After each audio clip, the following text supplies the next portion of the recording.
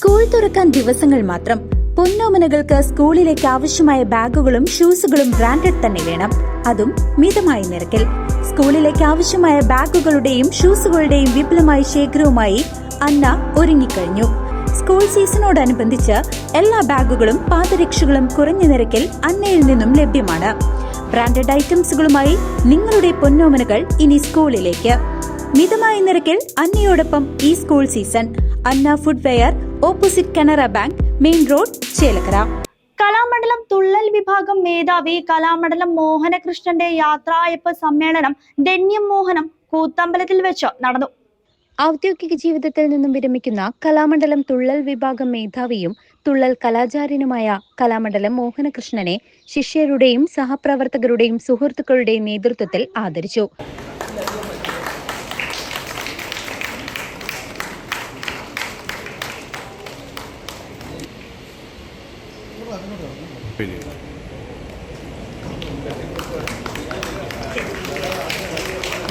ആദരിക്കൽ ചടങ്ങ് ശനിയാഴ്ച കലാമണ്ഡലം കൂത്തമ്പലത്തിൽ വെച്ചാണ് നടന്നത്. ശനിയാഴ്ച രാവിലെ 8:30 പുഷ്പാർച്ചനയോടുകൂടിയാണ് പരിപാടികൾക്ക് തുടക്കം കുറിച്ചത്.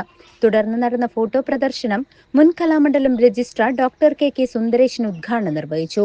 തുടർന്ന് പറയൻതുള്ളൽ 10 മണിക്ക് സുഹൃത്ത് സംഗമവും പ്രഭാഷണവും ധന്യം മോഹനം കലാമണ്ഡലം മഹേന്ദ്രന്റെ അധ്യക്ഷതയിലും നടന്നു. കലാമണ്ഡലം ഭരണസമിതി അംഗം കെ.ബി. രാജാനന്ദൻ പ്രഭാഷണം നിർവഹിച്ചു. ഉച്ചയ്ക്ക് 12:30 കലാമണ്ഡലം പാർവതി വർമ്മയുടെ നേതൃത്വത്തിൽ ശീതങ്കം തുള്ളൽ, 1 മണിക്ക് നിരഞ്ജന എച്ച് നമ്പ്യാർ, കലാമണ്ഡലം സുബിൻ എന്നിവരുടെ നേതൃത്വത്തിൽ ഓട്ടംതുള്ളലും നടന്നു. ഉച്ചയ്ക്ക് 2 മണിക്ക് നടന്ന ശിഷ്യസംഗമം കലാമണ്ഡലം മോഹനാശാനെ ശിഷ്യരുടെ നേതൃത്വത്തിൽ ആചരണ വന്ദനവും നടന്നു. തുടർന്ന് 3:30 കലാമണ്ഡലം ഹരീഷ് മാരാർ, ഡോക്ടർ നന്ദിനി വർമ്മ എന്നിവരുടെ നേതൃത്വത്തിൽ ഡബിൾ തായമ്പകയും അരങ്ങേറി. വൈകിട്ട് നടന്ന സമാധരണ സമ്മേളനം Kalamandalam vice chancellor professor doctor B Ananthakrishnan ഉദ്ഘാടനം ചെയ്തു. മണ്ഡലം മോഹനകൃഷ്ണൻ ഈ ഒരു വിഭാഗത്തിന് കഴിഞ്ഞ കൊല്ലങ്ങളായിട്ട് നടത്തിയിട്ടുള്ള സംഭാവനകൾ അതിൻ്റെ തോതിനെ വിളിച്ചോതുന്നതാണ്, അല്ലെങ്കിൽ അതിനെ തെളിയിക്കുന്നതാണ് ഇന്നത്തെ ഈ ഒരു വലിയ ഈ സമ്മേളനം തന്നെ. അദ്ദേഹത്തിൻ്റെ വിദ്യാർത്ഥികൾ, അദ്ദേഹം കേരളത്തിൻ്റെ ഒരു സാംസ്കാരിക രംഗത്ത് സ്ഥാപിച്ച അല്ലെങ്കിൽ നേടിയെടുത്ത റെപ്യൂട്ടേഷൻ, അതെല്ലാം ഈ ഒരു അല്ലെങ്കിൽ ഒരു സന്ദർഭത്തിലൂടെ വെളിവാകുന്നുണ്ട്. അദ്ദേഹം റിട്ടയർ ചെയ്യുകയാണെങ്കിലും നമ്മൾ കലാമണ്ഡലം അദ്ദേഹത്തെ വിടാൻ തീരുമാനിച്ചിട്ടില്ല. അദ്ദേഹം 1-ാം തീയതി മുതൽ തന്നെ വീണ്ടും ഇവിടെ ജോയിൻ ചെയ്തിട്ടുണ്ട്. കാരണം അത്രമാത്രം വിലമതിക്കാനാവാത്ത തരത്തിലുള്ള സംഭാവനകളും അല്ലെങ്കിൽ കലാമണ്ഡലത്തിലെ തുള്ളൽ വിഭാഗവുമായി അദ്ദേഹത്തിൻ്റെ സംഭാവനകൾ നിലനിൽക്കുന്നുണ്ട്. എല്ലാ റിട്ടയർമെൻറ്റിനും പറയുന്നൊരു വിഷമമുള്ളൊരു കാര്യം എന്ന് വെച്ച് കഴിഞ്ഞാൽ, ഒരിക്കലും ഒരു യൂണിവേഴ്സിറ്റി അധ്യാപകൻ 56-ാം വയസ്സിൽ പിരിയേണ്ടതല്ല എന്നുള്ളതാണ്. കേരളത്തിലെ എല്ലാ യൂണിവേഴ്സിറ്റികളിലും യൂണിവേഴ്സിറ്റി അധ്യാപകർ 60 വയസ്സിലാണ് പിരിയുന്നത്. നിർഭാഗ്യകരം എന്ന് പറയേണ്ടു. നമ്മുടെ ഒരു കലാമണ്ഡലത്തിൽ പലതവണ നമ്മൾ സർക്കാരിന് എഴുതിയിട്ടുണ്ടെങ്കിലും പലതവണ കോടതിയിലും പോയെന്ന് തോന്നുന്നില്ലേ ആൾക്കാർ. ചെയർമാൻ പുന്നശ്ശേരി പ്രഭാകരൻ അധ്യക്ഷത വഹിച്ചു. പത്മശ്രീ ഡോക്ടർ കലാമണ്ഡലം ഗോപി അനുഗ്രഹ പ്രഭാഷണം നടത്തി. പത്മശ്രീ കലാമണ്ഡലം ശിവൻ നമ്പൂതിരി, പത്മശ്രീ പെരുവനം കുട്ടൻമാരാർ, പത്മശ്രീ രാമചന്ദ്ര പുലവർ, വള്ളത്തോൾ നഗർ പഞ്ചായത്ത് പ്രസിഡന്റ് ഷെയ്ഖ് അബ്ദുൽ ഖാദർ, കലാമണ്ഡലം സുരേഷ് കാളിയത്ത്, പുന്നശ്ശേരി പ്രഭാകരൻ, കലാമണ്ഡലം നിഖിൽ, മലയാളപ്പുഴ, കലാമണ്ഡലം പ്രഭാകരൻ, കലാമണ്ഡലം മഹേന്ദ്രൻ തുടങ്ങി മറ്റ് വിശിഷ്ടാതിഥികളും ചടങ്ങിൽ പങ്കെടുത്തു. പ്രത്യേകിച്ചും എന്നെ ഭ്രമിക്കുന്നതാണ്. അപ്പോൾ എന്തിൻ്റെ വെച്ചാൽ ഈ അഭിനയത്തിനോട് കൂടുതൽ പ്രാധാന്യം കൊടുക്കുന്നതും ഗീതാനന്ദൻ ഇത് തന്നെയാണ്. സ്വതവേ സാധാരണ തുള്ളൽ ചെയ്തുകൊണ്ടിരിക്കുന്നത് അമ്പലങ്ങളിലൊക്കെ ഞാൻ പഠിച്ചിരുന്ന കാലത്ത് തുള്ളലും അതിലിടയ്ക്ക് തന്നെ അതിപ്പോഴുണ്ട്. ആൾക്കാരെ വിളിച്ചിട്ടും വരുത്തിയിട്ടും ഓരോന്ന് പറയലൊക്കെ ഉണ്ട്. ഇത് ഗീതാനന്ദനും ചെയ്യുന്നുണ്ട്. പക്ഷേ എന്തുണ്ടെന്ന് വിചാരിച്ചാൽ ഗീതാനന്ദൻ ആ പറയുന്നതിലും ആ അലച്ചാൽ പാടുന്നതിലും അഭിനയിച്ച് കാണിക്കുന്നതിലും ഗോപിനാഥപ്രഭ പാടാനാണ് പ്രധാനമായിട്ട് കൈകാര്യം ചെയ്തുകൊണ്ടിരുന്നത്. അപ്പോൾ എന്തുണ്ട്, ആ അഭിനയം കൊണ്ടും ആംഗ്യം കൊണ്ടും ആൾക്കാരെ അങ്ങേയറ്റം വശീകരിച്ച് അദ്ദേഹത്തിൻ്റെ ആ ചിരിച്ച മുഖം എപ്പോഴും എനിക്ക് അദ്ദേഹത്തെ ദേഷ്യത്തോടുള്ള ഭാവം എനിക്കിതുവരെ കാണാൻ സാധിച്ചിട്ടില്ല.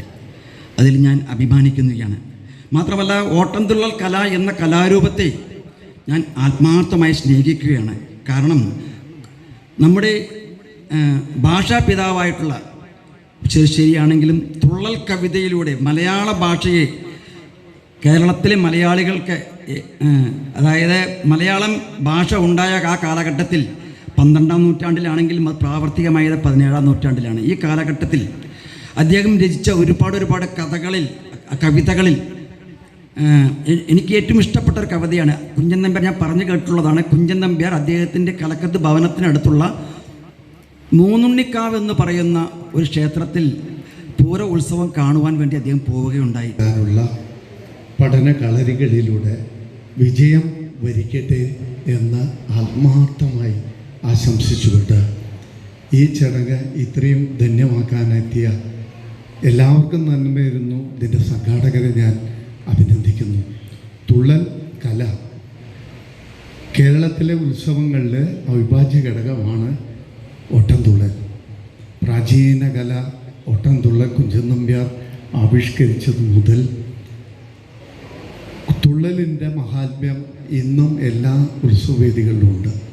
പക്ഷേ ഓട്ടംതുള്ളലിൻ്റെ ശാസ്ത്രീയമായ ചട്ടക്കൂട് ചിട്ടപ്പെടുത്തിയതും ഇന്ന് അത് നല്ല രീതിയിൽ നല്ല അവതരണങ്ങളായി നടക്കുന്നതും നേരത്തെ ഗോപിയാശാനൊക്കെ സൂചിപ്പിച്ച പോലെ മലബാർ രാമൻ നായരും വടക്കൻ പ്രസ്താവനയും ഇറക്കി. മോഹനകൃഷ്ണൻ പോയി എങ്കിലും ഞാൻ നാളെ അദ്ദേഹം പോയി വരുമ്പോൾ അനന്തകൃഷ്ണൻ പോയെങ്കിലും ഞാൻ അദ്ദേഹം വരുമ്പോൾ പറയും, മോഹനകൃഷ്ണനെ 1-2 വർഷത്തേക്കല്ല, ഒരു 10 വർഷത്തേക്ക് കൂടെ ഇവിടെ തുള്ളൽ മേധാവിയായി നിലനിർത്തണം എന്ന് അദ്ദേഹത്തോട് പറയാൻ ആഗ്രഹിക്കുന്നു. എനിക്ക് എന്താ പറയുക, ബിന്ദു നീ ആനന്ദ ബിന്ദു എന്നുള്ള പാട്ട് കേട്ടപ്പോഴാണ് ഈ വേദിയിലിരുന്നവരും സദസ്സിലിരുന്നവർക്കും ഒരേ പ്രകാശം മുഖത്ത്. അസാധ്യ പാട്ടാട്ടോ അത്. കെ ജെ ജോയ് അല്ലേ? അതെ, KJ ജോയിയുടെ പാട്ടാണത്. അപ്പോൾ ബിന്ദു നീ ആനന്ദ ബിന്ദു എന്ന പാട്ടിനെ പറ്റി ആശാൻ നർമ്മരൂപത്തിൽ പറഞ്ഞപ്പോൾ തന്നെ ഞാൻ നോക്കിയപ്പോഴാണ് വേറൊരു പാട്ട് കൂടെ സൂചിപ്പിക്കായിരുന്നു തോന്നി. കാരണം അതേകാലത്തായിരിക്കും ബിന്ദു നീ ആനന്ദ ബിന്ദു എന്ന് പാടിയതല്ലേ. തുടർന്ന് സംഗീത കച്ചേരി, ഓട്ടൻതുള്ളൽ, നൃത്ത നടന സമന്വയം എന്നിവ നടന്നു. News desk CCV.